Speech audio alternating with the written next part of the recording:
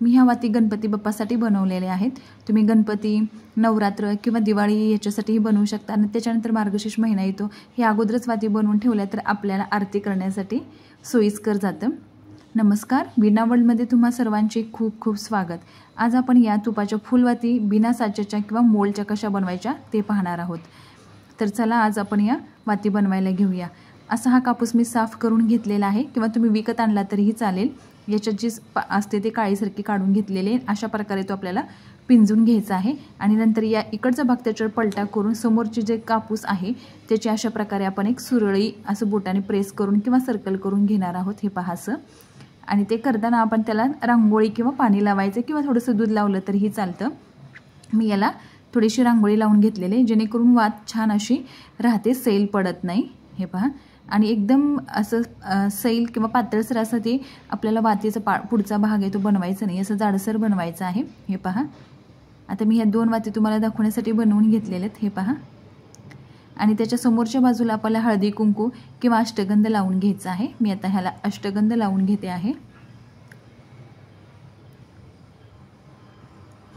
आणि मी ना आता या अशाच प्रकारे सगळ्या वाती बनवून घेते आहे।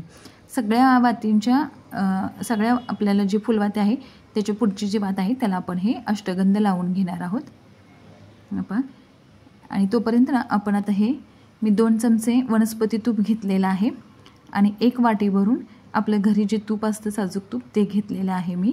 आणि हे आपल्याला ना फक्त मेल्ट करून घ्यायचं आहे, असं उकळवायचं नाही आहे खूप काही, असं फक्त आपल्याला हे मेल्ट करून घ्यायचं आहे, म्हणजेच हलकंसं गरम करून घ्यायचं आहे। हे पहा आता मी हे गरम करून घेतलेलं आहे आणि त्याच्यामध्ये ना हा भीमसेनी कापूर आहे माझ्याकडे, जेणेकरून त्या वात आपण लावल्यानंतर त्याचा सुगंध छान येईल याच्यासाठी मी हा भीमसेनी कापूर खलबत्त्यामध्ये असं ठेचून घेतलेला आहे, तो टाकलेला आहे। आणि मी त्याच्यामध्ये एक गुलाबाचा अत्तरही टाकलेला आहे।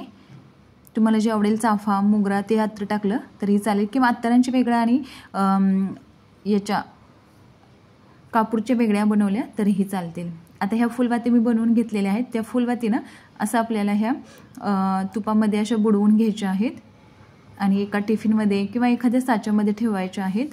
बिना साच्याच्या सुद्धा खूप छान आपण ह्या वाती बनवू शकतो, हे मी आता तुम्हाला इथं दाखवते आहे। हे पहा, असं आपल्याला यात बुडवून घ्यायचं आहे। आणि जरी वातीचा वरचा भाग आपल्याला थोडासा सुका वाटला, तुपात बुडला नाही असं वाटलं तर पुन्हा चमच्याने आपण त्याच्यावर ओतून घ्यायचं आहे। हे पहा, 2 डबे भरून माझ्या वाती तयार झालेले आहेत। आता या डब्यांना झाकण लावून ना आपण फ्रीजरमध्ये ठेवून देणार आहोत।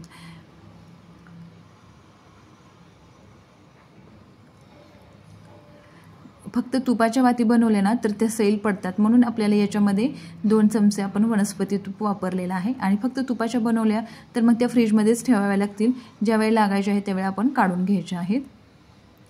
हे पहा, एवढ्या वाती झालेल्या आहेत आणि खूप छान अशा वाती बनलेल्या आहेत। बिना मोल्डच्या याला छान असा शेप आलेला आहे। आणि आता आपण ह्या वाती ना अशा हाताने काढून घ्यायच्या आहेत आणि एखाद्या टिफिनमध्ये आपण ह्या भरून ठेवणार आहोत। आता एकावर एक ठेवल्या तरीही चालतात। हे पहा, खूप छान अशा ह्या वाती तयार झालेल्या आहेत। या गणपतीला तुम्ही नक्की बनवा। हे पहा, एवढ्या टिफिन भरून वाती झालेल्या आहेत। आणि आपल्या चॅनलवर तुम्ही नवीन असाल तर अशाच नवनवीन रेसिपी किंवा पाहण्यासाठी आपल्या चॅनलला सबस्क्राईब करा।